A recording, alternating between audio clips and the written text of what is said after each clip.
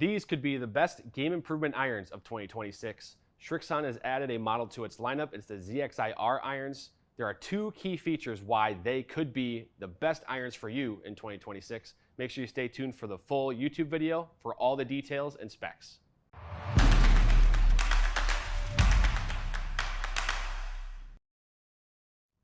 Hey golfers, I'm Drew Mahol, the Second Swing Golf here at the Second Swing Minnetonka Tour Van. I'm joined by Harrison Arnold, Master Club Fitter. We got new irons from Srixon.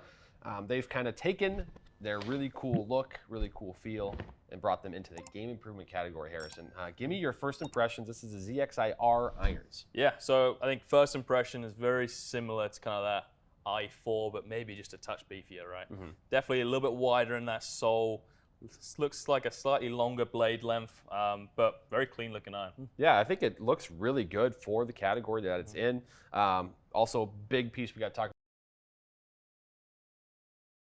about is the new material. This is the alloy material. It's very similar to the other steel material that's used commonly in the industry, but it's softer, and so I imagine that's going to help a lot with the feel. I'll get your feedback on that. Yeah. But then also a lot of the technologies that work for Srixon are also still here. That VT sole, kind of the two-tiered sole there with that ridge right in the middle, really good for turf interaction. And there's also mainframe technology, which kind of pushes some weight to the perimeter for that stability. I think we will do a future video on ZXIR versus ZXI4, because that's kind of where I'm most curious, is to see where this sort of fits into the whole lineup. Yeah, for sure. That'll be interesting to kind of see how different it really feels to that, if that does feel a lot softer, if it's that noticeable, or all the rest of that stuff. Yeah, so there actually is two models here. We have just the standard ZXIR. The 7-iron is at 28.5 degrees aloft, so relatively strong. Yep. But I think there is this is kind of that category nowadays. You're a little under 30 degrees in loft, going to give you distance, and then we'll be watching the height and the launch as well when you test. The ZXIR HL model, a little bit lighter weight, higher loft, 32.5 on that. So there's kind of a big gap there, for sure, but meaningful for golfers that might need a little bit more. So what are you predicting today as you hit some shots? Obviously, I imagine you'll hit the ball a little further, a little higher ball speeds. So what are you thinking here? Yeah, so whenever you see kind of like a game improvement iron like this, I would usually expect to see it to be a little bit lower in spin for a high-speed player. So definitely expecting to see this thing go a lot further, because at that 28.5 degrees of loft, that's very strong 7-iron, probably closer to my 6-iron, so kind of closer to what I'd see there. Hollow body construction still, so should go a lot further. Yeah, I think it'll be. I'm also curious on the feedback on the sound as well. Because I think that's a big piece of this category too. So, all right, well, let's do some testing here, Harrison. So Harrison, ZXIR irons. Give me what you now see at address. Yeah. I mean, so what catches your attention there? For sure. So I think the first thing when I'm looking at these, a little bit more offset than a traditional iron. So a little bit more on that.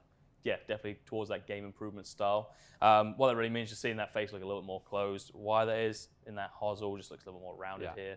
Top line though is kind of a big factor here. Still pretty thin for a game improvement iron, right? Usually when we think game improvement, you usually think from aesthetics, really thick top line. This is pretty smart. I mean, it's definitely not a thin top line, but it's definitely nothing that's going to put people off. So very interesting to see that. Yeah, and I think, again, the big piece that I'm curious about is going to be, this is the first iron that we've hit with alloy and this kind of softer steel. So we'll see how that sounds and feels to you, because I think if it can make a step forward there, I think it could be a really attractive iron. Yeah, and I mean, they've always felt like a pretty soft iron anyway, right? So it's, I mean, it'll be interesting to see if we can really feel how different it is. Yeah, exactly. So all right, let's rip a few shots here. All right. So,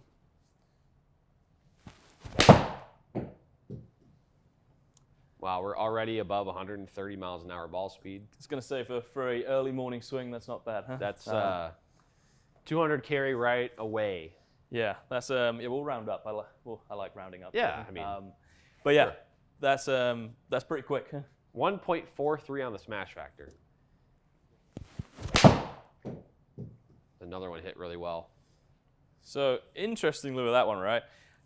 one thing they have done, they moved the sweet spot a little bit lower on the face here too. So they've done a lot of research and they've thought, okay, where do most golfers hit the golf ball? It's a little bit lower. So they've managed to move that sweet spot just a touch lower in this face, just for better energy transfer, right? If more people are going to be hitting there, why not move that sweet spot, right? That last one actually felt a little bit bottomy to me. So interesting to see that ball speed actually went up by mile and a half up. So that's fascinating. Okay. Yeah, it carries down a little bit because I didn't feel like I hit it great, but ball speed was way up. Yeah, so it's a really good idea too, because you're right, especially off the fairway. It's one thing when the ball's in the rough and maybe some fluffy grass. A lot of times you can catch it maybe high on the face. Yeah. But I think that is the struggle with a lot of golfers that might play an iron like this, is in the fairway when there's, you have to catch the ball perfect in a lot of ways, or you hit down on it and make this divot. A lot of golfers don't in this. That would be in this category of iron. Yeah, and for sure. Like that sweet spot down, there's more pop to it. Yeah, and I think for someone like myself, this is going to be a slightly weird test, right? But I think when I'm thinking back at some of the fittings that we've done this year, things like, okay, yeah, I have seen a lot of inconsistencies in the strike, and they've mostly been kind of either on that heel or toe side, but definitely lower on the equator. So definitely a very smart idea there. Yeah, that's a good idea. All right, same thing again. Yeah, that one launched a little bit higher. Yeah, that's probably the best swing out of all of them. That club path at exactly 0 kind of tells the story there. Yeah, I mean that was about as good as I can swing. Yeah. So and again, we should know this is the KBS Tour Light. Yeah, KBS Tour Light. So probably not perfect fit in the shaft there, but this is kind of just the set that Srixon, we're very grateful that they sent us a set here to test and have ready for us. But I was seeing a fitting that would not be probably the shaft that you play. No, definitely. And I think it was actually interesting to feel that one there where I actually felt like I hit it pretty solid there. I mean, it definitely feels soft. I don't know how much softer it really feels in comparison to other Srixon irons, but it's definitely feeling soft off the face. Sure. I haven't hit Srixon iron in a little while, so maybe it's just my perspective, right? But okay.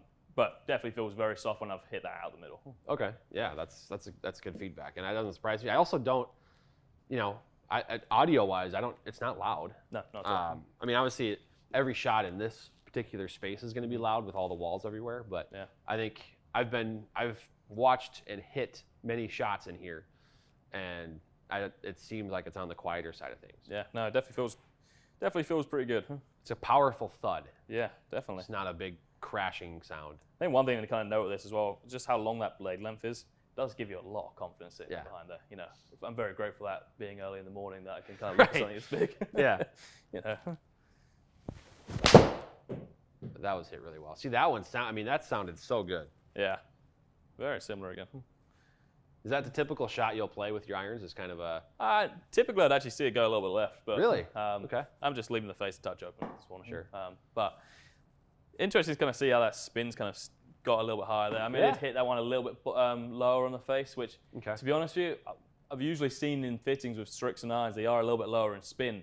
So I'm kind of liking seeing some of these swing shots where I've hit it a little bit lower on the face. Yeah. That the spin is going up a little bit higher, because for the people who are going to be playing this iron, spin is always an issue. We're always trying to add spin because they usually don't have enough club head speed. Right. So we're always trying to add spin and some height, some land angle to the golf ball. So seeing these kind of bottom on the face strikes spin a little bit higher. Yeah. Very encouraging. Well, the thing about it is they're spinning a little bit, but like a lot of times those ones on the bottom of the face, they won't go in the air though, right? The spin that it generates will keep it in the air and might save it a little bit, but it doesn't launch high. No. These ones, your height is tremendous on all of these. Your first three were all within the same peak height range. Your landing angle is around 50 degrees on average. And again, you have plenty of speed to generate that stuff, but to see this iron provide the spin that it is right now, and again, with how strong that loft is and how high it's still able to get the ball. We hit a couple more here, but yeah, for sure. I think that's the thing. For some stuff, I can make this work, right? You can put multiple things behind. I can make them work. Yeah. But looking at the people who are going to be playing this iron, I'm more interested in seeing the characteristics of what happens when I do hit it. Like I have been a little bit bottom in the face there. Like the first couple swings were at low 4,000s. Yeah. Kind of what I expect out of a hollow body. Right. Game Kind of off the mat, from, especially. With my speeds. But if I hit out the bottom and see it spin higher, well, that's very encouraging for someone who's in the game improvement category. Sure. But let's see if we get a couple more. I might hit a couple of these a little bit harder just to see. All right. Yeah, that's fine. See what spin does. Huh? Yeah, that was it good. A little more speed. Yeah. See, that one turned over. Yeah. So one where I've actually hit it out the middle and gave it Yeah. a little bit more, spin just dropped right through the roof. Yeah. For me. So it's interesting for me to kind of see the ones that I'm not hitting great are spinning higher, because that's just, well, that's what we're going to be fitting it for, right? Yeah, I mean, you said that was out the center. Look at that. That's about perfect. But I do like these distances. That makes me feel very good. You're hitting this thing myself. pretty far. Yeah. When you connect, I mean, you're hitting it over 200 carry. Yeah. All right. There's another one. Good example there. Hit that a little bit a little bit off the bottom of the face again. Okay. Spin went up again. Yep. See, So- a little bit lower. A little bit lower on the face. Spin's gone up. But you're still hitting it plenty far. You're not losing, like... No, like I'm The not ball losing speed anything. either. Well, actually, ball speed was the highest there. That's the highest ball speed I've had out of all of Granted, them. you swung it a little faster, too, and you're kind of getting loosened a little bit. Sure. But smash factor, though, right? Yeah. Like, that's the cool thing about it is when you go a little low in the face, you're actually... The smash factor isn't dipping. If anything, it's going up. Yeah. So I think that's an encouraging piece, too, and it provides some support to their claim that they dropped the sweet spot a little bit to help golfers with that miss. No, for sure. And I think you look at those last two strikes there, very similar club head speeds, but two very different strikes, right? You got one that was dead out the middle, and you got one that was a little bit lower on the face. Well, actually, because of that sweet spot was a little bit lower, I actually got more ball speed out of it because the energy transfer is much better on the lower part of this on this particular club head. Yeah. So well, we can chat it over here in a second and kind of talk about the golfers that the iron's for, but just from the testing, we saw, I'm going to call out just a couple of numbers here. The smash factor at 1.4 and consistently right around 1.4 is, I think, really good. Plenty of launch on average 18 degrees there. And I think that it is worth noting the spin, when you're able to hit one kind of high off the sweet spot and turn it over a little bit, it did dip into the low 4,000s. Those kind of ones that are slightly below the equator, so to speak, we're actually creeping up around 5,000. So that's something to note. But your distance didn't waver a ton. No. You're still kind of in that high 190s carry for almost every golf shot.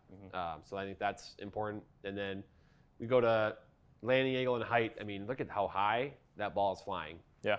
So it's generating a ton of launch right away. The center of gravity being a little lower too, probably getting that ball in the air. So the concern with that loft being strong, and there's a lot of people out there that, that term loft jacking gets thrown around, and they are able to make it stronger because the ball is launching higher at impact. So right now, there'd be no concerns here with you especially, and I think a lot of players that are maybe a little slower swing speeds, but are concerned about that. I think this kind of proves that they don't need to be. No, exactly. And I think the biggest thing for me is seeing how much more that golfer was spinning when it's hitting in more inconsistent spots, like lower on that equator, right? Because this iron's not made for me. It's made for people who have inconsistent strikes around the face. Yeah. So it's very encouraging to see the ones that have been hit low on the face spin higher, actually give you better energy transfer, give you more ball speed. Because in reality, the golfers who are going to be playing this iron, you're ticking every single box, right? Yeah, it's fantastic because that's when you miss a swing, where it can get really bad is if it's like a knuckleball or the spin is lower and the ball can get you can lose control of it, and so it can help to have a little bit of some kind of help on the spin there on those misses. So really good stuff. I'm impressed with ZXIR. You gave good feedback as well on the feel. Yeah, I think I liked it. Really good so far. All right, Harrison, testing complete. Srixon ZXIR irons. We talked about takeaways on the numbers, but I just want one more recap from you on the look and feel of this iron after hitting several shots with it. Yeah, I think first thing, Srixon feels really soft. They always do. Definitely feels like a very soft game improvement iron. Usually you don't have too much feel in them, so definitely a great option there. Yeah. Who was for? Definitely for guys who have more inconsistent hits on the face, people who struggle to get the ball in the air too. Anything that if you're someone who hits it lower on the face and you notice that a lot, this is going to be a great iron for you to come in and test. Huh? Yeah, I think, and one more thing too, in terms of a golfer it's for, is someone who likes that thin top line. Yes. But still kind of wants some of that game improvement performance or maybe help. I know Larry Bob likes to call these user-friendly irons. Yes. And so if you like that thin top line with it, the blade length is certainly a little longer, but the top line being thin the way it is, I think, is also very attractive to a lot of golfers. Yeah, for sure. I think that's a barrier to a lot of game improvement irons because you don't want to look at something that's so chunky down there, right? Yeah. But this is a very smart-looking game improvement iron. Yeah, it's a cool extension to the ZXI lineup from Srixon because now you have kind of the 4, 5, and 7 that are in that sort of, whether it's player's distance, player development, or maybe a player's iron. You add this at the top, so a lot of golfers that maybe couldn't play ZXI now certainly can and get a bunch of those same technologies, the same feels that some of those players can. So yeah, for sure. The ZXIR irons from Srixon, you can get fit at Second Swing. Schedule an appointment with Harrison or any one of our fitters. We'll get you dialed in. ZXIR, it's a pretty good looking iron and pretty good performing iron. Harrison, thank you for your testing today. Great.